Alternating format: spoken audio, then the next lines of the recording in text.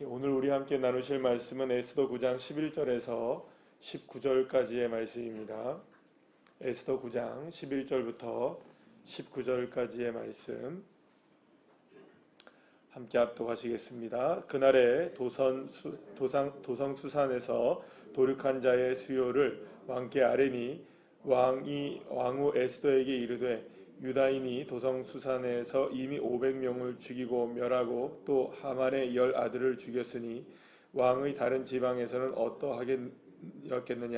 이제 그대의 소청이 무엇이냐. 곧 허락하겠노라. 그대의 요구가 무엇이냐. 또한 시행하겠노라 하니 에스더가 이르되 왕이 만일 좋게 여기시면 수산에 사는 유다인들이 내일도 오늘 조서대로 행하게 하소서.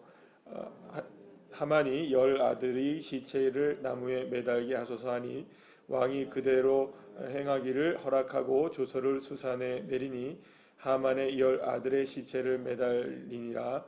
아달월 14일에도 수산에 있는 유다인이 모여 또 300명을 수산에서 도륙하되 그들의 재산에는 손을 대지 아니하였고 왕의 각 지방에 있는 다른 유다인들이 모여 스스로 생명을 보호하여 대적들에게서 벗어나며 자기들을 미워하는 자 7만 5천 명을 도륙하되 그들의 재산에는 손을 대지 아니하였더라.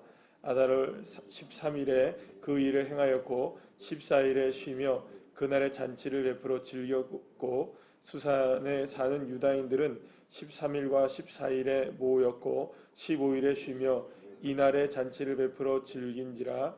그러므로 시골의 그 유다인 곧 성이 없는 고을고을에 사는 자들이 아달월 14일을 명절로 삼아 잔치를 베풀고 즐기며 서로 예물을 주더라. 아멘. 할렐루야. 그 수산성에서만 500명이 이스라엘 백성들을 죽이기 위해서 준비를 하고 있었고요. 또 그들을 이제 찾아내어서 결국에는 유다인들이 그들을 다 섬멸하게 되고 또 무엇보다 이 하만의 모든 가족들까지도 다 이제 도륙하게 되는 그런 일들이 일어나게 됩니다. 그래서 이제 오늘 본문에서 보게 되면 이제 모든 것들을 다 마치고 난 다음에 왕이 왕후 에스더에게 이야기합니다.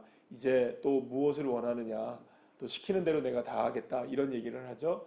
그래서 뭐라고 하느냐, 이 그 하만의 10 아들을 나무에 이제 다 죽는 것만으로 끝나는 것이 아니라 다 매달아서 본보기를 좀 보여야 된다, 이런 얘기를 하고 그리고 나서 그 이제 남은 또 사람들을 또 찾아내게 됩니다. 여러분, 그러니까 수산성에서만 500명이 있었다는 것은 그렇게 적은 인원이 아니죠. 500명이 한꺼번에 유대인들을 다 죽이기 위해서 준비를 하고 있었는데 알고 보니 오늘 본문에서 보니까 몇 명이 더 있습니까? 300명이라는 사람이 더 있었던 겁니다. 그러니까 어떻게 이제 소식을 들었겠죠? 그러니까 거기서 이제 도망쳤던 사람들이든지 아니면 숨어 있었던 사람들이든지 아니면 지나쳤던 사람들이 있었을 겁니다. 그런데 그런 사람들까지 다 찾아내는 겁니다. 다 찾아내니까 300명이 더 있었습니다. 그러니까 수산성에서만 몇 명이 있었던 겁니까? 800명이 이제 유대인들을 죽이기 위해서 준비된 자들이었고, 오늘 이게 본문에 보게 되면 오늘 그 19절 말씀에 보면 성이 없는 고을고을에 사는 사람들, 이런 얘기를 하죠. 그러니까 큰 성이 아닌 그냥 성 없이도 살아가는 마을들 같은 게 있었겠죠.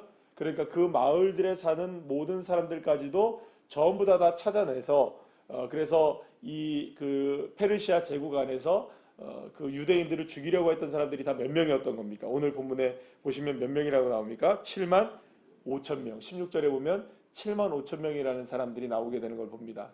그러니까 그러니까 그 수산성에서만 800명이었고 전체적으로 보게 되면 7만 5천 명이라는 사람이 누구를 죽이려고 했던 사람들일까요? 유대인들을 죽이려고 했던 사람들이고, 그 사람들을 다 찾아내서 다 이제 섬멸을 하게 되는 그런 모습이 이제 보게 됩니다.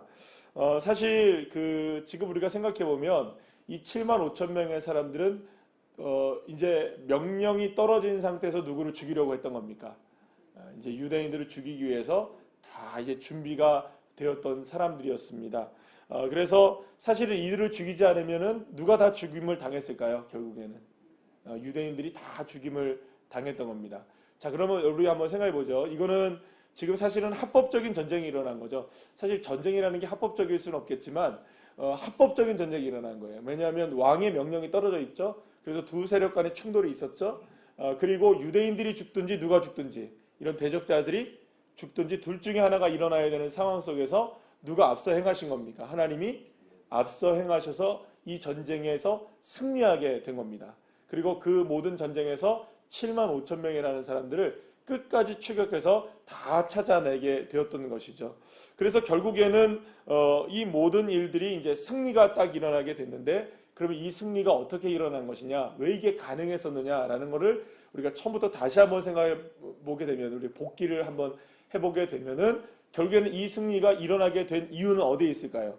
이들이 결국에는 유대인임을 드러내게 된 이유로부터 승리가 일어나게 된 것을 보게 됩니다. 자, 그러면 이스라엘 백성들의 역사를 우리가 쭉 살펴보게 되면 결국에는 이스라엘 백성들이 승리하게 되었던 때는 언제 승리하게 되었나요? 하나님 앞에 기도하고 또 하나님의 능력을 찬양하고 주님의 능력을 의지하고 기대하고 기도했을 때에는 이스라엘 백성들이 언제나 승리했었습니다. 그런데 반대로 하나님을 드러내지 않고 하나님의 능력을 의지하지 않고 자기의 힘과 자기의 뜻대로 하려고 했을 때는 어떻게 됐었나요? 다 패배를 했던 것을 보게 돼요. 그래서 이스라엘 백성들의 전쟁의 원리는 딱 한 가지입니다. 전쟁은 누구에게 속해 있고 여호와 하나님께 속해 있음을 믿고 우리는 그저 누구를 의지하고 하나님을 의지했을 때만 승리하게 되는 것입니다. 그랬을 때에는 아주 밑바닥에 있는 것까지 다 긁어 모아가지고 승리를 하게 돼요. 자, 그런데 그렇지 못했을 때는 힘과 능력과 모든 것들 다 이스라엘 백성들이 쏟아부어도 이길 수 있습니까? 없습니까? 이길 수가 없어요. 그거를 가장 극명하게 드러냈던 사건이 바로 여리고성과 아이성의 사건이 아니었습니까? 그러니까 결국에는 하나님을 의지하면 여리고 같은 것도 이길 수 있지만 하나님을 의지하지 못하면 아이성 같은 곳에서도 패배하게 되는 겁니다. 자, 그러면 여러분, 우리의 성공과 실패가 분명히 있을 겁니다. 저와 여러분에게도 인생의 작은 성공과 실패들이 있을 것이고 큰 성공과 실패들도 우리에게 있을 거라고 생각합니다. 그러면 그런 상황 속에서 우리가 어떻게 해야 승리하고 어떻게 해야 패배가 되느냐, 이걸 우리가 스스로가 다 잘 알고 있습니다. 하나님을 의지하면 작은 것에서든지 큰 것에서든지 승리하게 됩니다.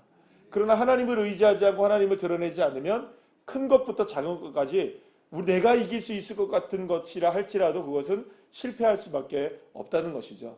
사랑하는 여러분, 그러면 저와 여러분이 늘 언제나 해야 되는 믿음의 숙제는 무엇일까요? 우리 신앙의 숙제 같은 것, 어떠한 상황에서든지 누구를 드러내야 될까요? 여호와 하나님을 드러내고 내가 하나님의 자녀임을 인정하고 그 어떤 상황에서 나는 주님의 역사를 바라본다. 그러니까 우리가 실망스러울 때가 있을까요? 없을까요? 우리 인생 가운데 실망스러울 때가 있습니다. 안 되는 때 있습니다. 어려울 때 있습니다. 그래서 우리가 이 에스더에서 이야기하고 있는 것은 뭐냐? 결국에는 그러한 때가 이때를 위함이라는 겁니다. 어느 때를 위함이냐? 바로 그때가 하나님을 드러내고 하나님을 자랑하고 하나님을 더 의지해야 할 때라는 것을 분명하게 이야기해주고 있는 것입니다. 그래서 결국에는 이 모든 승리가 그렇게 해서 일어난다는 것을 보여주고 있는 것이죠. 자, 그런데 여기서 이제 어제도 우리가 그런 말씀을 읽었는데요. 오늘도 본문에서 보게 되면 그런 얘기를 하는 것을 보게 됩니다. 하만의 10 아들을 다 죽였는데도 불구하고 그들의 재산에는 손을 대지 않았다. 오늘 본문에서도 보게 되면 16절의 말씀을 보게 되면 7만 5천 명이라는 사람을 다 죽였는데도 그들의 죽인 것과 그들의 재산을 손대지는 않았다. 이런 얘기가 나오죠. 그럼 여러분, 원래는 전리품이라는 걸 갖고 오게 되어 있잖아요. 전리품이라는 거를. 죽이면 다 그들의 것을 다 가져간단 말이에요. 그러면 여러분, 이미 이스라엘 백성들은 그 7만 5천 명이라는 그 사람들을 죽였으니 그들의 재산을 다 가져갈 수 있었겠죠? 그게 허락이 되어 있었던 상황이었어요. 그럼에도 불구하고 이스라엘 백성들은 너나 할 것 없이 다 가져가지 않았어요. 희한하죠, 그죠? 그럼 왜 안 가져갔을까 하는 거죠. 여러분, 왜 안 가져갔을까요? 여기에는 깊은 뜻이 하나가 있습니다. 이거는 제가 말씀드렸듯이 이게 일종의 전쟁과 같은 일이었어요. 그런데 이건 전쟁이었습니까? 아니었습니까? 실제적으로는 전쟁은 아니었죠. 전쟁이어야 사실은 이스라엘 백성들에게 무엇이 허락될까요? 이 전리품을 가져가는 게 허락이 되어도 이 모든 것들에서도 우리가 분리를 해야 되는 것이죠. 그래서 사실은 모든 것들 다 섬멸하고 죽이고 난 다음에 그것들 다 불태우든지 일부의 모든 것들을 하나님께 제물로 바치든지 뭐 이렇게 해야 되는 것들이죠. 자, 그런데 이 모든 상황 속에서 이들은 그러지 않았어요. 전혀 모든 제물에는 손을 대지 않았던 거예요. 그래서 여기서 우리가 알 수 있는 한 가지는 뭐냐면 결국에는 이들이 이제 이스라엘 백성들이 보게 되면 이게 보복을 했다고 우리가 생각할 수 있죠. 왜냐하면 어떻게 보면 자기들을 죽이려고 했으니 그 죽이려고 하는 그 사람들에 대한 보복이었겠죠. 그러나 이 보복이 단순하게 뭐랄까요? 이런 그 감정적인 보복이었다면 다 쓸어 담았을 거예요. 근데 이게 감정적인 보복이 아니었던 것을 알게 되죠. 그러니까 만약에 이 보복이 정말로 감정적이었다면 다 말씀드린 대로 그들을 다 죽인 다음에 그들의 것도 다 탈취를 했을 거예요. 탈취가 됐겠죠. 근데 그거는 손을 안 댔어요. 그러니까 이 말은 어떤 의미를 갖고 있느냐? 결국에는 대적만 제거하고 그들에게 그것을 탐내거나 집중하지 않음으로 인해서 결국엔 대적자들만 딱딱 핀셋처럼 뽑아내서 그들만 설면시킨 그런 모습이 드러나게 되는 것을 보게 되는 것이죠. 그러니까 결국에는 이런 승리를 통하여서도 이스라엘 백성들은 욕심을 부렸습니까? 안 부렸습니까? 더 부리지 않았어요. 그러니까 더 많은 것들을 가지려고 하는 것의 전쟁이 아니었던 거예요. 더 많은 것들을 이득 보려고 했던 전쟁처럼 느껴진 것이 아니었던 겁니다. 이 싸움은 그저 이스라엘 백성들, 그들을 괴롭히는 존재들을 향한 응징이었던 것을 보게 됩니다. 그러면 결국에는 이 모든 일에서 우리가 알아야 되는 영적인 원리를 우리가 발견하게 되어지죠. 사랑하는 여러분, 저와 여러분을 괴롭히는 세력들은 분명히 있습니다. 영적인 세력, 악한 원수마귀 분명히 존재합니다. 그 악한 원수마귀는 저와 여러분을 삼키기 위해서 오늘도 두루 다니면서 우리를 엿보고 우리를 늘 언제나 괴롭히기 위해서 준비하고 있을까요? 안 하고 있을까요? 틈만 보이면 준비를 할 겁니다. 자, 그런데 오늘 우리가 생각해야 될 건 뭡니까? 하나님의 능력과 성령의 능력과 예수 그리스도의 이름의 권세를 가지고 우리가 그 악한 원수마귀를 대적하고 예수 그리스도의 이름으로 외치면서 승리하며 나갈 때에 하나님은 반드시 우리에게 승리를 허락해 주시는 겁니다. 자, 그러면 여러분 생각해 보세요. 마귀가 갖고 있는 것들을 우리가 가질 필요가 있나요, 없나요? 탐내지 않으셔도 됩니다. 마귀가 갖고 있었던 걸 뭐하러 탐냅니까? 우리에게는 누가 있습니까? 여호와 하나님이 있습니다. 그러니까 여기서 우리에게 중요한 영적인 원리가 있습니다. 마귀를 대적하고 원수들을 대적한다 할지라도 우리는 이미 다 누구를 소유하고 있는 사람입니까? 여호와 하나님을 소유하고 있는 백성입니다. 비록 내가 가진 것들이 부족하다 할지라도 내가 가지고 있는 것이 연약하다 할지라도 여러분들 그 원수들의 것을 우리가 갖는다고 해서 무엇이 대단해질까요? 그렇지 않습니다. 우리는 누구를 소유한 자녀일까요? 여호와 하나님을 소유하고 있는. 사실은 뭐 주님이 나를 소유하고 있으니까 그게 가능해지는 것이지만 내 마음속에 누가 와 계십니까? 하나님이 계시고 주님이 함께 계시고 주님의 능력이 있는데 여러분들 우리가 뭘 그걸 탐할 것이 뭐예요? 세상의 것을 탐할 게 뭐가 있고 세상의 것을 우리가 가지려고 한들 무슨 소용이 있겠습니까? 여호와 하나님 한 분으로 만족하는 그런 믿음이 되어서서 정말로 주님의 이름을 외치는 자가 되어야 되는 것이죠. 그러니까 우리가 어떤 욕심을 가지고 하는 일이 아니라 정말 예수의 이름이 내 능력이 되어지고 예수의 권세가 나의 권세가 되어짐을 믿고 그렇게 외치며 나갈 때예요. 여러분들 세상의 것 하나 부럽지 않은 것입니다. 여러분 우리가 그렇잖아요. 세상의 것 갖기 위해서 우리가 마귀를 대적합니까? 세상의 것 갖기 위해서 하나님을 믿습니까? 아니죠. 그저 주님이 나의 전부이심을 믿기에 그 믿음을 가지고 우리가 나아가면 승리하게 되는 것 아니겠습니까? 그러면 주님이 우리에게 뭘 허락해 주실까요? 그의 나라와 그의 의를 구하고 예수 그리스도의 이름을 외치는 자들에게는 더하여 주시는 축복. 뭐 주시는 거니까 그때 우리에게 건강도 주시고 물질도 주시고 은혜를 베풀어 주시는 거겠죠. 사랑하는 여러분, 그래서 우리에게는 그 어떤 욕심이 아닌 주님 한 분을 만족하는 그 욕심, 그 욕심이랄까요? 그 하나만 가지고 있어도 충분할 거라는 생각이 듭니다. 오늘도 우리에게 주님 한 분으로 만족하여서 그분을 이름을 외치며 나갈 때 원수들을 이기시고 예수 그리스도의 능력으로 승리하는 주의 자녀들 한 분 한 분들 다 되시기를 간절히 축복합니다. 기도하시겠습니다.